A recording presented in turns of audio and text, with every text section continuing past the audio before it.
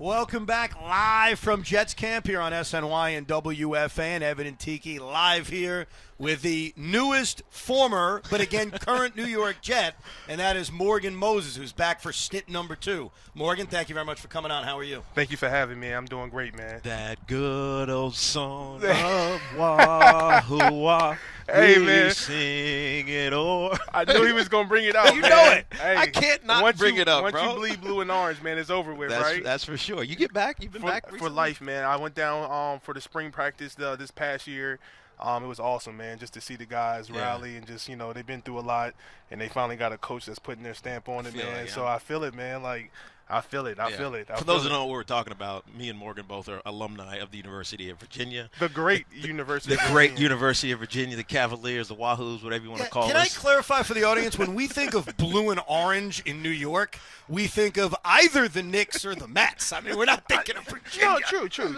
But that's y'all's fault. We could That's y'all's problem. We It's can just not add it our in there. problem. We can add it in there. Sure. What was your reaction to coming back here? You were traded after leaving to go to Baltimore. So when you get the phone call, or maybe you find out on Twitter, God knows these days, what was that reaction? Oh man, it was man. I enjoyed it, man, because like the one thing that you can ask anybody, man, leaving here to go to Baltimore, and then just talking to guys, like I've always wanted to come back here.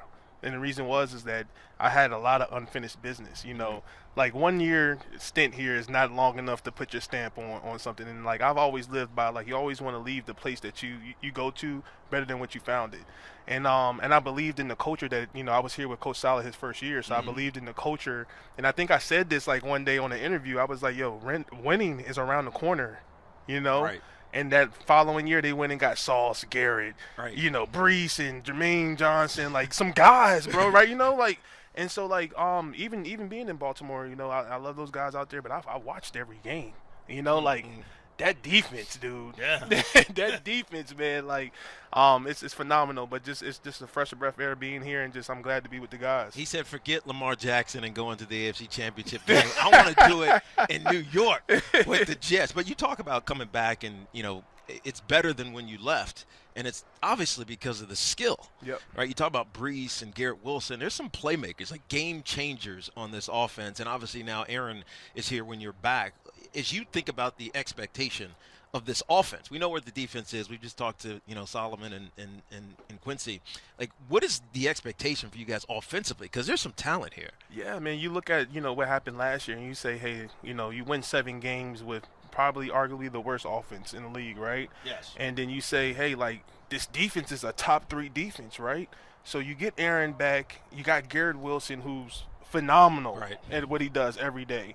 You got Brees Hall, who's coming off, another year of his ACL, running the ball flawless, and then you go get Tyron Smith.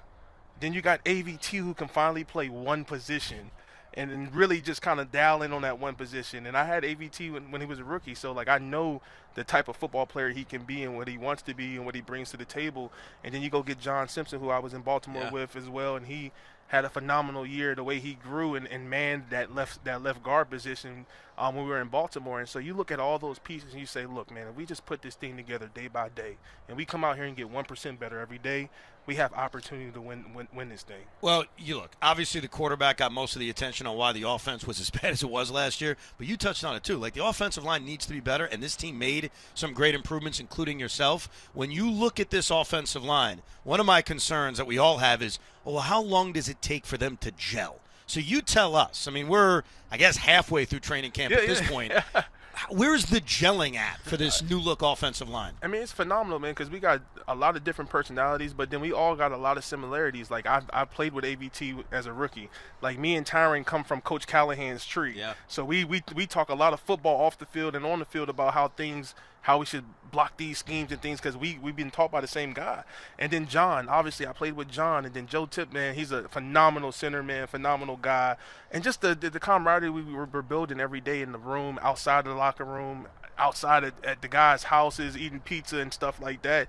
I mean, it's unmatched, man. It's definitely going to be a great group. How is Tippmann snapping? I know that was a concern early on in camp, especially on some shotguns. Has that gotten better over the last couple of practices? 100%, man. We all have things to work on, and that's the 1%, right? You come out and work on one thing. You know, people get so frustrated about like going out to practice, and you got a million things in your mind that you want to work on, and it's that one little thing that slips, right? Right. And you just got to go back to the drawing board. Like, look, man, I'm not going to do anything spectacular today. I'm just going to work on one thing out there, and that's when you get in that routine of start building trust within yourself, trusting with your guys, and that's when that camaraderie of the offensive line takes off. So I think it's one thing to be intellectually complete and put together, and I think you guys emotionally are that way as well, but physically that's hard. Yeah. And it's harder now than it's ever been because you guys hardly practice, right? So I mean, you can speak for the other teams. You know what I mean. You know practice out here, man. You don't have two-a-days, right? Yeah, you don't have, 100%. You don't have 70 reps a week to get these things worked out, and so it almost depends on getting to the regular season or the preseason games before you can really start to put it together physically, like in real game action, real speed, when these defensive tackles and ends are running games and everything else. Where do you feel you guys as a veteran are at in that regard? I think we're in a good spot, man, just because like we get challenged every day by the best D-line in the NFL. I mean, you talk about Kinlaw, Quincy, Quinnen, C.J. Mosley, Jermaine, Michael Clemens, Will McDonald, Saleh, all those guys, like, we push each other every day, like, and the beautiful thing about it, we'll come off the practice field and we'll sit in the locker room and guys will just come up to one another, hey, man, like, you got me with this move, man, like, what can I do better? And when you share that knowledge in the locker room, that IQ raises, right? Because we're talking football, right? Like, it's one thing to go out there and do it, but if you're not talking about it as well, like, amongst each other, like, how can I sharpen my tool set against you? How can you sharpen your tool set against me? Then we're just going to be static. Yeah. And that's the beautiful thing about it, that everybody's open, everybody's a great teammate, everybody can converse in the locker room about like my flaws, what things I need to get better. I think I told Solomon today, I was like, Saleh, like, bro, my cutoff blocks got so much better, bro, because, dude, you're off the ball so fast, bro. You know what I'm saying? Like, and so when you have those conversations of like just talking about football, the IQ raises every day. Right. So I know that this team is young, and there's some very young and good players that are under 25, 26 years old. But there's also some veterans here. Yourself, and you talk about Tyron on the left tackle, Aaron, Saleh, etc. Do you guys feel the urgency that I think we all as media, and I'm talking collective media, those guys, us, national media, are talking about regarding winning here? Yeah, it's been 7-10, 7-10. It's about time, right? No, 100%. And I think like the beautiful thing about it, like, and I talked to Quinnen about this a couple of weeks ago, and because Quinnen, even though he's young, he's been here for a while and he's been a part of a lot of the losing culture, right? And so when you got a mixture of young guys that are tired of losing, and then you got a mixture of older guys that haven't won it yet, like me and Tyron, like, you collab together and you have one mindset, and that's just to go out there every day to get better, to reach the goals. Like, obviously everybody wants to talk about Super Bowl, but guess what? You can't go to the Super Bowl unless you win the first game, win the division, win the playoffs. And so we got a lot of things that we got to take care of before we even reach those goals of thinking about the Super Bowl. And that's the veterans' jobs to reel all those younger guys in and say, hey, like, I know what the picture is, I know what the mindset of what we want to get to, but let's take care of business one step at a time. You don't want to get to December and talk about, oh man, we got to win this game to get in. We got to win this game to get in. No, you want to do that thing early, so so you got some time to get yourself together, man. Because it's not about the best team winning the Super Bowl; it's the healthiest team. That's right. And so we got a lot of great leadership in there in that room. I want to talk in late December about resting guys because the playoff spot is wrapped up. That's the discussion I want to have. We're talking to Morgan Moses, right tackle, New York Jets.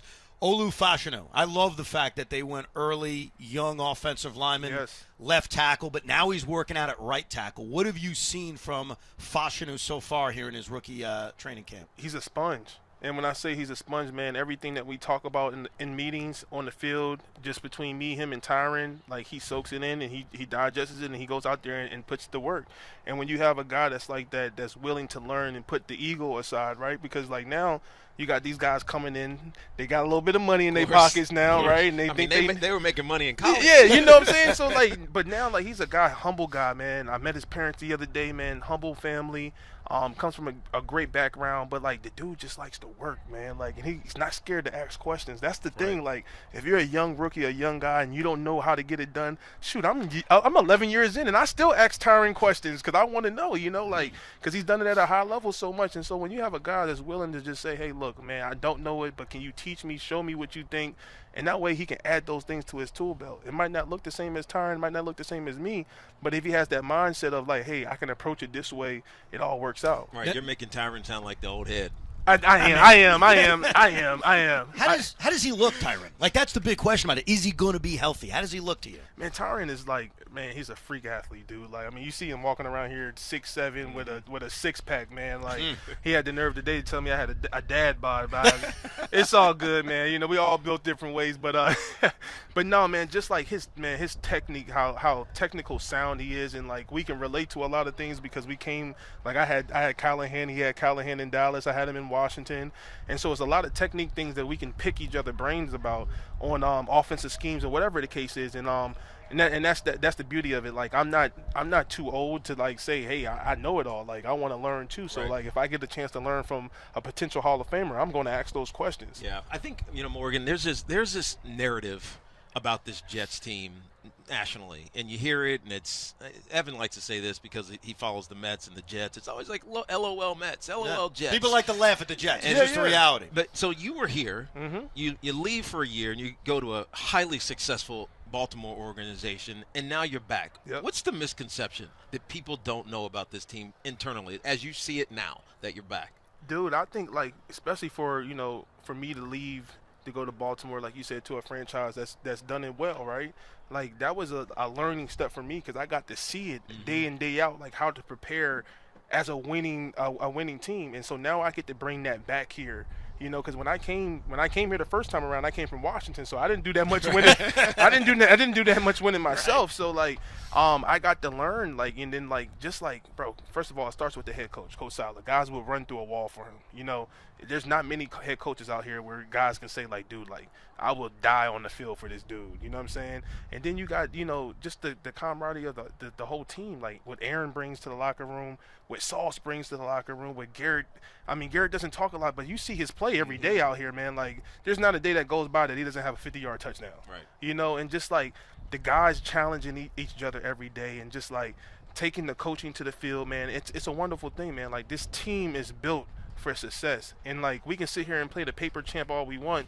It's our jobs as veterans to get everybody on the same page and go out there and do it. Like, we can sit here and say, like, we got X, Y, and Z, we got these players, but as you know, because you played, the game is won between the lines. Right. January of 2011. That's the last time the Jets played a playoff game. That was 1,000,000 years ago. It was Obama's first term. Tiki was still playing. I'm just kidding. He had already retired. Right? It was all. So for a lot of us as Jet fans, of course, the dream is a Super Bowl. Yeah. Get us to January. Yes. That's the key, man. I don't think he's asking a question. I think he's telling you. No, he's telling me. As a ridiculous Jet fan and now a new season ticket holder for the Jets, he's telling you. Hey, look, congratulations on the new season ticket holder. We appreciate that, trust me. But, like, it's just like for me, like, me and Tyron talked about this before. Like we didn't come here to lose, right? Like, I just played in the AFC Championship. Like, I didn't come here to lose. Like, that's not my mindset. Like, my mindset is to come here and do better, do better than I did last year. And we have the pieces to do that. We just got to go out there and put it on the field every day. And it's not about taking 20% jumps, 30% jumps. If we can get 1% better every day in just one thing that we do, whether it's the run game, the pass game, picking up blitzes, third down, whatever the case is, if we can get better every day about that, then we're on our way. Well, Morgan, get it done. Stay healthy. Welcome back to New Jersey, New York. Yeah, Thank you very much for coming on. And wahoo wah. Wahoo wah, brother. Yes, sir. Yeah. Yes, sir. Wahoo wah. You can't say that. Whatever that means. Morgan Moses, the New York Jets. We got more coming up on SNY and WFAN live from Jets Camp.